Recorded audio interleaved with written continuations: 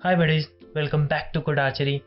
In this video we'll be solving problems on asymptotic analysis, and I'll highly recommend you guys to pause the video on every problem and try to find out the time complexity by yourself. So this way you will understand the concept better. Let's start with our first problem. Can you find the time complexity of this function? Okay, so the first line takes constant time and all these statements inside the loop take constant time. So the time complexity of this function depends on the loop. We need to understand how the loop is behaving. So the loop will terminate when the value of s is greater than n. We will observe the value of s with respect to I. So when I equals 1, then s equals 2. When I equals 2, then s equals 4. And when I equals 3, then s equals 7. Similarly, when I equals 4, then s equals 10. So if you observe how s is behaving, you will find out that s is the sum of n positive integers. And the formula is k into k plus 1 divided by 2. Let's test it for k is equal to 4. So 4 into 4 plus 1 divided by 2 equals 10. So we are correct. Let's say the program takes k iterations for value of s to be greater than n. So our while loop will terminate when value of s is greater than n. That is k into k plus 1 divided by 2 will be greater than n. So if we solve this equation further, k square is greater than n. That is k equals root n. So the time complexity of this function is root n. Now let's see the second problem.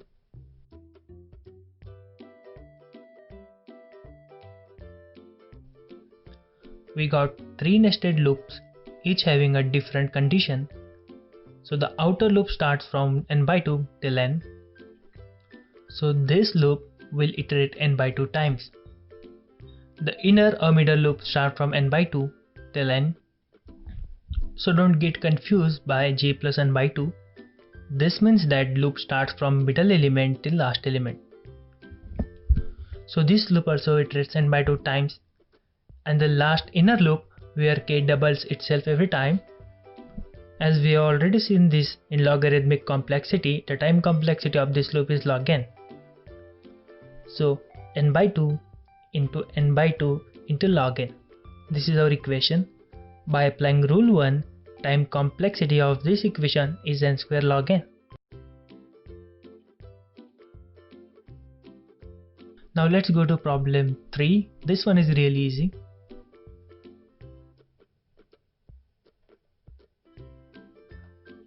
Most of you should be able to do this example. Our outer loop starts from n by 2 till n. That means the outer loop iterates for n by 2 times. In middle loop, the value of j doubles every time. So this is again logarithmic complexity. The same goes with inner loop where value of k doubles. So time complexity of this code is n by 2 into log n into log n. So time complexity of this function is n log square n. Let's move on to our problem 4. Take your time to find time complexity of this function.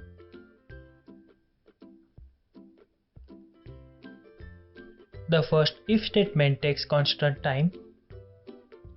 The outer loop goes from I equals 1 to n, that is, it executes n times. You might think that the inner loop also executes n times, but observe the statements inside the loop. We have a break statement. So the inner loop will iterate only once. So that means it takes constant time. So time complexity of this function is order of n. Let's move on to problem number 5. This one is the easiest if you watch my video on logs. The loop termination depends on value of I, and on every iteration the value of I is half. So we know that when the value doubles itself or it is half, then the time complexity is log n. Please watch my video on logs. If you are not watched, you will not understand this part. Let's move on to problem number 6. It is a bit tricky. Take your time. This function is different than previous examples. In all previous examples we have seen till now, the inner loop was independent of outer loop. But here, since the inner loop depends on outer loop behavior, we can't simply product their iterations. We need to understand how many times the inner loop is iterating. So for the first time the loop iterates n times. Then the value of I is half, so n by 2 times. Then n by 4 and n by 8 and so on. So if we took n as a common element, then we'll get the series. But the answer of series is going to be some constant value. So we ignore the constant part by rule 1 and the time complexity is order of n. Okay, I don't want to confuse you guys. This is actually a geometric progression series. Since r is less than 1, we'll use the formula a divided by 1 minus r, where a is the starting term and r is the common ratio. So the answer is 2. So 2 multiplied by n, so by our rule 1 we ignore constant, so time complexity of this function is order of n. Let's move on to problem number 7. Again we have 3 loops. This is also a little bit tricky problem. So let's start. The loops are interdependent here, so we need to analyze how the loops are behaving. So when I equals 1, j will execute once and k will execute twice. Let's take a bigger number such as I equals 10. We assume that the value of n must be 11. So for I equals 10, j is executed from 10 to 10 square, that is 100, which is almost n square time.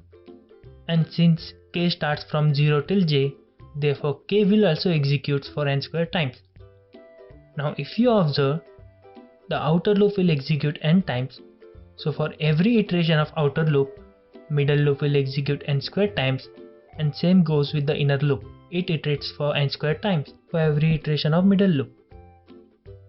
So if we product n into n square, so the time complexity is order of n to the power 5. Take your time if you are confused after this function, but it's really not that much complicated. So the time complexity of this function is n to the power 5. Video.